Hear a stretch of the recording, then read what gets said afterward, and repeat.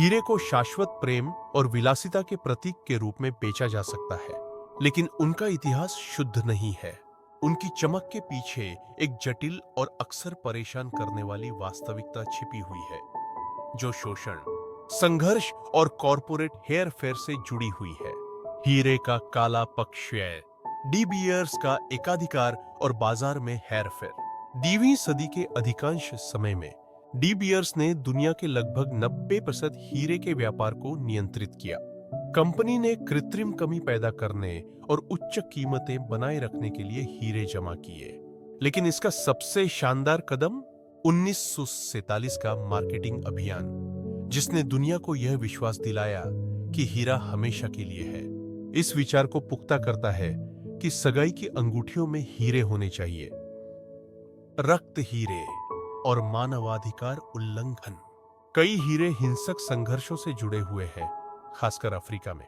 Sierra Leone, Angola और democratic Republic of Congo जैसे देशों में विद्रोही समूहों ने क्रूर गृहयुद्धों को वित्त पोषित करने के लिए हीरे की बिक्री का इस्तेमाल किया है।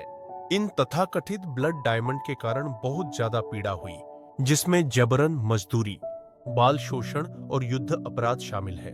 संघर्ष हीरो के व्यापार पर अंकुश लगाने के लिए 2003 की किम्बरली प्रक्रिया शुरू की गई थी, लेकिन आलोचकों का तर्क है कि इसमें गंभीर खामियां हैं। पर्यावरण और नैतिक चिंताएं। हीरे के खनन, औद्योगिक और कारीगर दोनों ने व्यापक पर्यावरणीय विनाश को जन्म दिया है। खुले गड्ढे वाली खदानें भूदृश्यों को नुकसान पहुंचाती हैं, जबकि नदी खनन पारिस्थितिकी तंत्र को बाधित करता है।